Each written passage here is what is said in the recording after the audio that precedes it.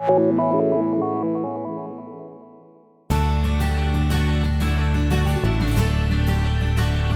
good day to you, ladies and gentlemen. This is Michael B. Ross, and I want to welcome you to the HBK High Performance Podcast. I hope the sun is shining and the birds are chirping in your life, and I hope all your dreams are coming true.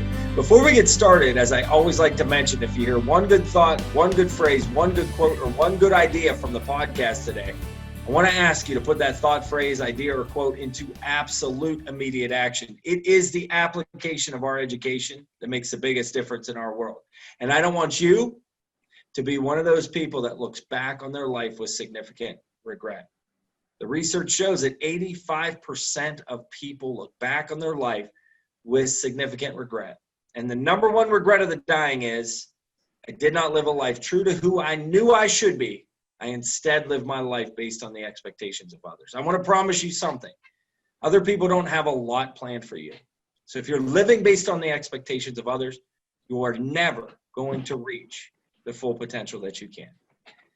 Today, I have a very, very special guest and friend of mine on the call today. His name is Michael DeLuca. He is a partner in charge at HBK. He is also in charge of our healthcare niche at HBK, and he is a phenomenal leader. He is a man that I love to talk to regularly. We think alike, we talk alike, we even act alike in certain ways. So I really enjoy the time that we get to spend together, and it's been an honor and a privilege to serve him in coaching and also just to see him become all he's becoming. Michael DeLuca, thank you so much for joining me today.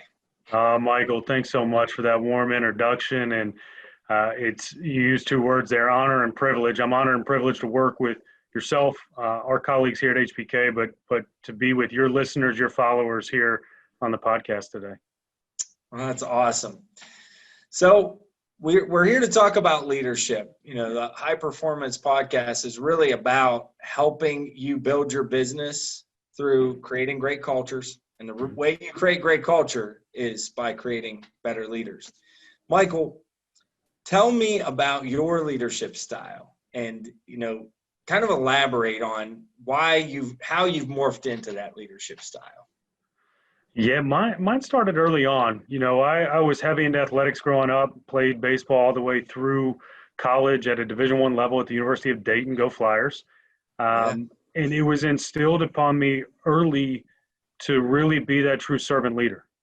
I think that gets thrown out a lot, but to be of service to others is the greatest form of leadership that you can be able to exemplify, and hopefully just live that virtue day in, day out, serving one another. I think the most valuable and treasured gift that we offer is ourselves, and so if we can be able to serve one another as brothers and sisters and go out there and do that, we can really provide value, not only within ourselves, of course, by default, but to other individuals as well, to lift them to their fullest potential. That's awesome. I love that. I love that the concept of servant leadership. I can hear somebody going, servant leadership, that sounds kind of soft. What would you tell someone who would say, servant leadership is soft, or it sounds fluffy, or, kumbaya-ish? Yeah, it's pie in the sky. It's unattainable. It's, new generation sometimes gets thrown out there. I would say this is a tried and true method. I mean, true servant leadership has been around for centuries, right? And when it comes to servant leadership, it gets blurred a little bit, because that doesn't mean that you lose accountability, right? Accountability is one of the utmost pillars, in my opinion, and from what I've found in my experience of servant leadership. You have that in there, which means sometimes that tough love is of greatest service to our individuals with whom we are leading, and sometimes with those individuals with whom we are following, that we're holding one another accountable. Yeah, that's fantastic. And the thing is too, just because we have some methodology behind our leadership doesn't necessarily mean that you have to make it an organizational function for everyone. I think it can inform us, but it doesn't have to be the way we build our organization, because that sometimes is based upon the individual talents that we have within a team. So, which leads me to my next question, Michael. What characteristics? So, what are the things for you? I always like this question because it kind of helps to see. It's like the Wizard of Oz. You see behind the curtain. What characteristics make you want to follow somebody? That is such a great question. And it's really hard because I look to and try to always surround myself with those individuals that just have a relentless passion for excellence. And that comes in so many different ways of exhibiting that, right? In our world, it's not just I want to be the best CPA or best trusted advisor. Certainly that's our professional life, but there's something that's the gutspa, if you will, that internal drive. I want to surround myself with people that are like that. I want to not only lead people, but follow and work with and team with people who have that passion, have that drive, that no matter what they do, no matter what they touch, no matter what they say, they just want to have excellence. We'll make mistakes as human beings, but we're going to have always that quest to get better and improve. Yeah, that's great. So would you say it's like combination of vision, clarity, strategy? They're people who know what they want and are willing to do whatever it takes and work in whatever position they got to work in to get it done. Yeah, and you say the word clarity, and it doesn't have to be crystal clear. Life happens, things change, right? But Yeah. they have that vision of what they want to become themselves and what they want to become in their situations and even their communities they live in. They have that vision, that dream, that expectation even of themselves and who they allow into their circle in world. So that's what drives me. I love working with those individuals and being able to serve our clients and our communities with them. That's fantastic. So, and I know 2020 has been one of those years. We've had once in 100-year quote unquote pandemic, whatever is said. But nonetheless, no matter what people say about a pandemic or a crisis, we're in the middle of one. What is the most challenging thing you found about leading through a crisis like this? Like one that we haven't seen, our parents haven't seen, our grandparents haven't even seen.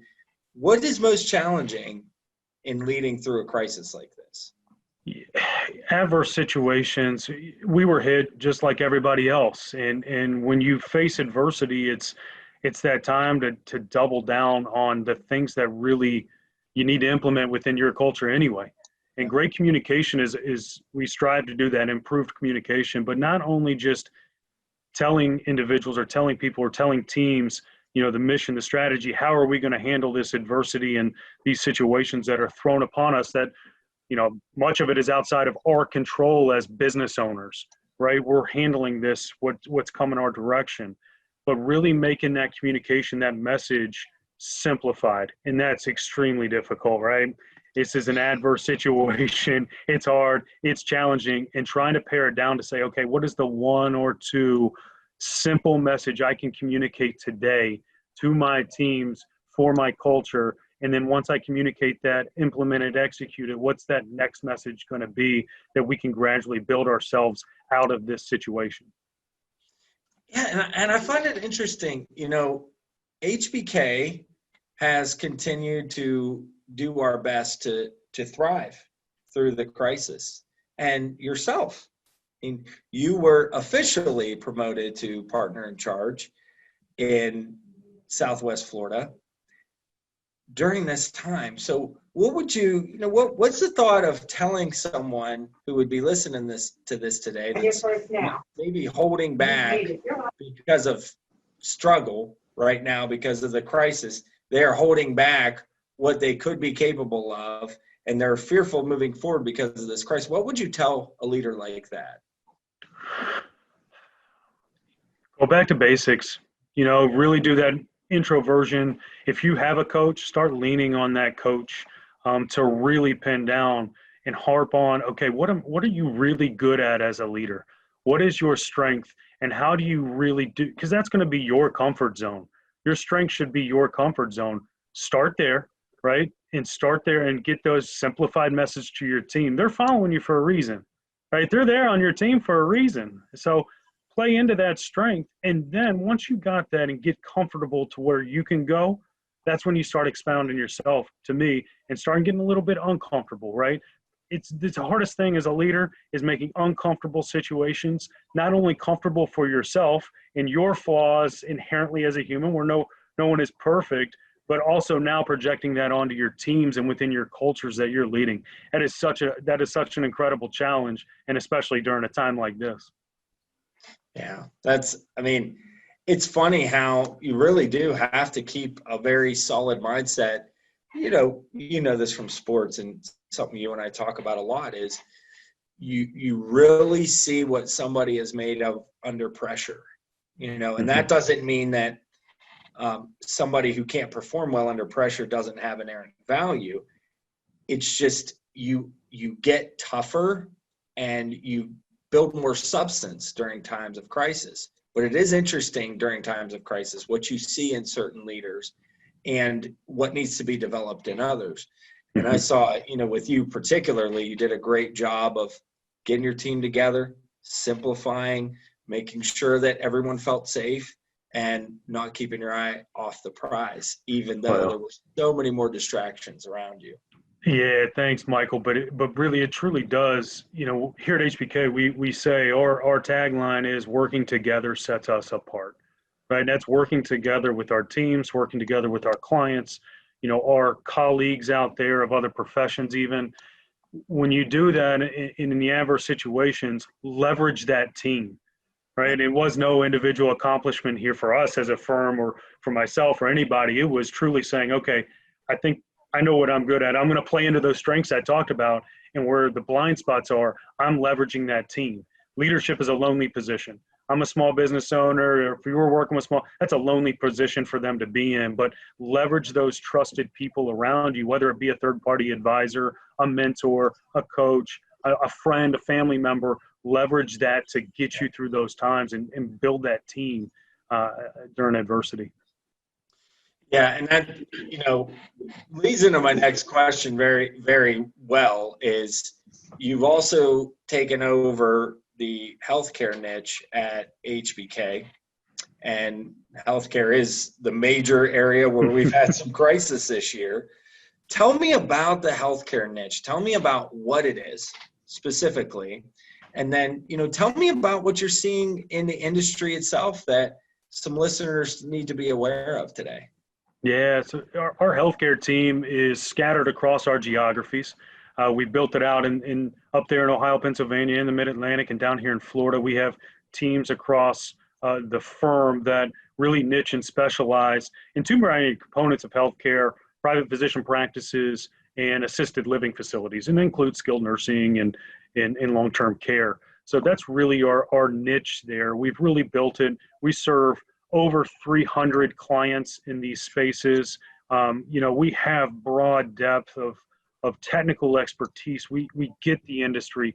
And during this time when healthcare, especially, a global healthcare pandemic, when it hits this, what happens? And sometimes it's losing, oh my gosh, are you going to have all these cases to treat or all these individuals? Business is so good. And we kind of don't even recognize, whoa, these are a lot of times small business owners too.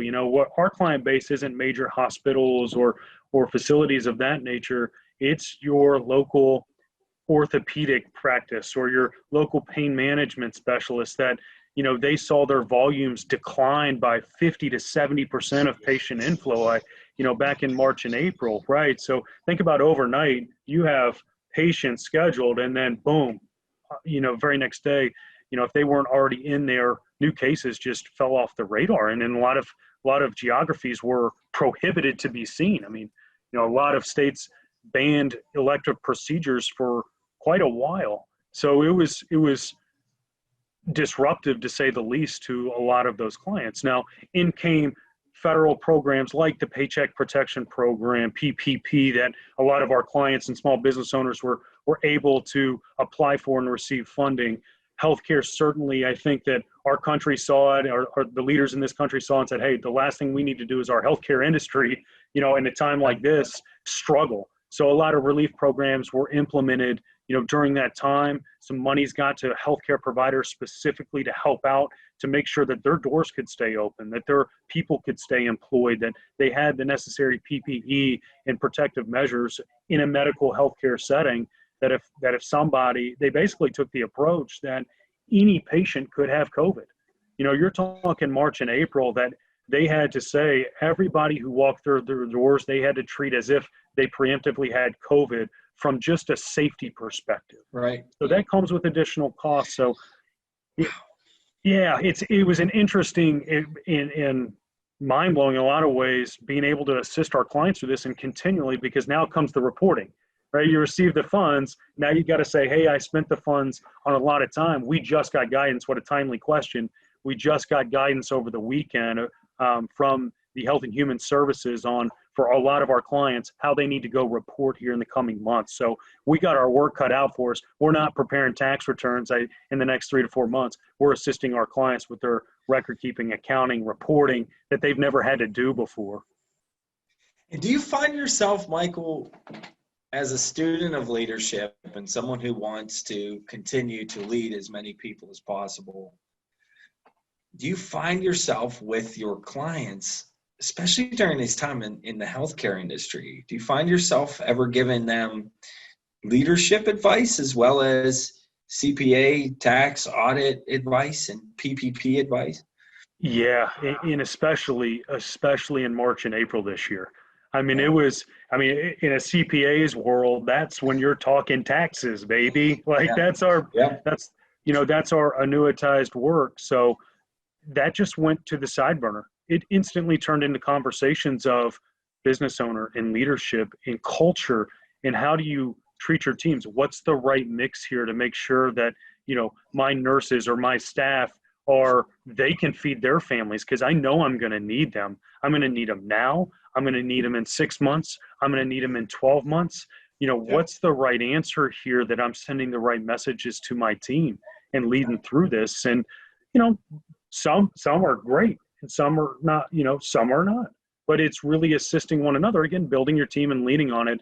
I was very proud of my clients, the way they handled a lot of those decisions during a very difficult time. Physicians especially, that just, they turned into leaders. They had some skill sets that you would never say it, because, they're fixing a knee most days, or, they're doing kidney surgery, whatever it may be. And they became people leaders overnight. It is tremendous. Again, what you see when pressure hits, there is cream that rises to the top, and then there's some who truly fold under the pressure. And, again, not that if you folded under the pressure, you can't build substance and get better, because it happens. But it is amazing when you see human efficacy during times of crisis, and there's been so much of that. I think we're all ready to move on at some point here. I think you've probably heard it a lot, even in the healthcare industry. I know I have a few clients in the healthcare world, and I think people are just ready to start to make the transition back to a little new normal, if you will. But Michael, what would you tell? So let's say there's a younger leader, an aspiring leader, even somebody's in position right now, and they're struggling to bring their teams together. They're struggling to know how to take the next steps in their life. What's a piece of leadership advice you want to leave with someone who wants to be a better leader? It's a great question. I received 2 pieces of key, so I'm going to do it 2, not just one. I'm going to do a little bit 2, one geared towards a young leader, right, that may be listening to you and following all the wisdom that you impart on them. And then another one I think that's applicable to everybody. So early on in my career, mentor of mine, I started my career with 2 of the largest CPA firms in the world. I started with Ernst & Young, worked there for a few years, and went with Deloitte for another few. So great firms. And a mentor of mine at EY made it known early on to me. They were able to, I was blessed enough to work with somebody that recognized talents in me and said, look, you have some natural skill sets, believe in yourself, but most importantly, always remember that the only thing that separates you and me right now is experience, right? It's just experience. It's not innate talents. It's not your skills that you really have inside of you. It's the experiences that you have in life or in your profession. And that really hit home to me. So I made it a goal to mine and being like, okay, then how do I accelerate my experiential curve? Right? That's a good question. Right? Yeah. How do you do it? So we're going to just work hard, roll up your sleeves, get dirty. Did a lot in the early stages of my career. I was a yes person. An opportunity arose. I saw the door open. Yeah, I'll do it, and just leap forward because I wanted that experience. And that was a great piece of advice for me as a young leader. The other one was I graduated MBA program at the University of Dayton, and good friend of mine, his father pulled me aside and said, look, you're embarking on this. It's an exciting time. I'll give you one thing that a very successful salesperson that he was, but he said, keep in mind, don't always just try to appease the boss or the leader you're working for. Try to truly put yourself in the shoes of your boss's boss or your leader's leader.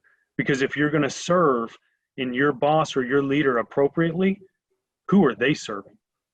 Try to put yourself in those shoes, right? So now you're thinking 2 levels above, and that will just really accelerate your leadership curve because you're thinking not only as your direct leader, but your direct leader's leader or what their needs and wants may be.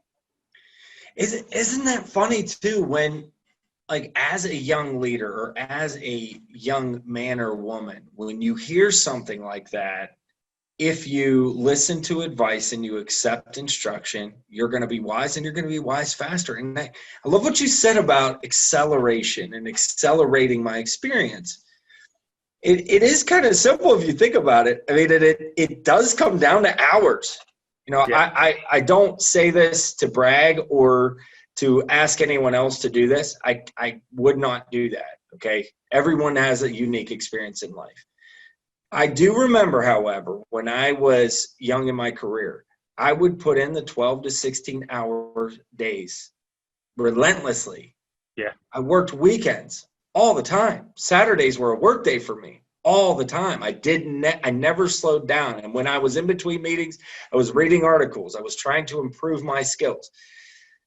And it is funny, Michael, how you can accelerate the experience, because you could have a person who's 55 years old who's got the same experience level as a 35-year-old if the 35-year-old has worked more hours of experience and equaled that 55-year-old's experience. So it can happen quicker, but there is a lot of sacrifice and a lot of grit and grind. But I find that to be so fascinating that you brought that up. And what a great piece of advice that the salesperson gave you as well. Like, these are things that if you keep it in mind, like, you don't just look to your leader's vision, you look to the overall vision and try to help satisfy that. And you'll always find yourself in a position of growth and advancement.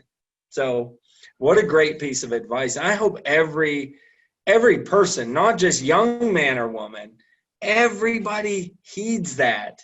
It is so important that you know the vision of your organization. And if your leaders don't know it, ask them to clarify it. Ask them to get it so you can help them achieve it. You'll never have a want or need for advancement or more pay if you help your leaders achieve their vision.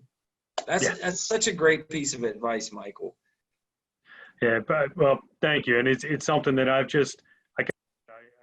was blessed enough to come across those individuals early in my career. They offered to me. I'm not recreating any or inventing any new wheels here, right?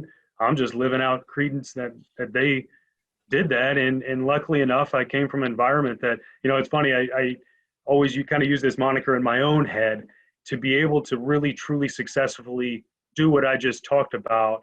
Is we had a saying in college when we were playing, and it was especially in the weight room, right? So you're dealing with a bunch of 18 to 22-year-old charged males, you know, a high level of athletics. And the coaches always told us, check your ego at the door, right? The ego always needs to be checked at the door. And that is something important in my own head, that we all have egos. We all have we all have confidences and strengths, especially as leaders, but hey, make sure that we check those up at the door from time to time so that we can truly develop in the ways that we need to develop, accelerate that experiential curve, and think like our leaders. Yeah, and it goes back to what you had said earlier about being a servant leader. Because it's when you're checking your ego, what you're ultimately saying is, just for context, leadership is a multidisciplinary skill. So I need to be whatever I need to be for the team right now in this moment. Sometimes I got to be the authoritarian and I got to kick somebody in the pants because that's what they need in the moment to get better. Sometimes I need to come in and listen and be ultra empathetic and just listen and not maybe even give any feedback, just listen. Sometimes I've got to be a motivational speaker. Sometimes I have to be very bland. But that idea of servant leadership and checking your ego at the door, Michael, what a great correlation, between the two, because I need to be whatever the team needs me to be right now. So I will check my ego and I will humble myself and serve. Amen. Yep, absolutely.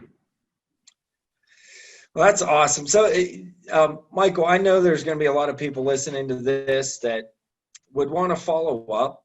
How can people get a hold of you? How can they connect with you on social media? And if there's a way to get a hold of you, how can people get a hold of you? Yeah, social media, on Facebook, on LinkedIn, certainly my email here at HBK. It's mdeluca@hbkcpa.com. Office lines 239-482-5522. Give me a buzz. Give me a call. Shoot me an email. I'm here. Like I said, a servant leader if they're following you and they're following HBK High Performance, they're part of the family, right? They're part of that HBK family. They've put themselves in those shoes. So just bring it. Bring what you have, and would love to connect. And that's, I love that. And that's what I love about our firm, Michael, is we've got a multidisciplinary approach, and we're not just trying to take care of just financial services, although that's a major part of what we do. We also want to help people build better cultures, and ultimately, for everybody, why do we leave our houses in the morning? To have better lives. So get a hold of Michael DeLuca, connect with him on social media, follow him, email him, let him give you some of the pieces of advice that he has to help accelerate your success. mdeluca@hbkcpa.com. Michael, thank you so much for joining me today. It was a true honor and a privilege to have you on, and love your energy, and I love having a front row seat to your success. Well, thanks, Michael. It's a privilege to work with you and all my colleagues that you've had on before me. Just incredible leaders that I'm fortunate enough to blessed enough to work with each and every day. So thanks for having me on. Awesome. Be sure to take immediate action if anything compelled you today, and please don't hesitate to reach out to us at HBK. We are here to serve and here to help you become everything that you know you're meant to become. Can't wait to talk to you next time on the HBK High Performance Podcast.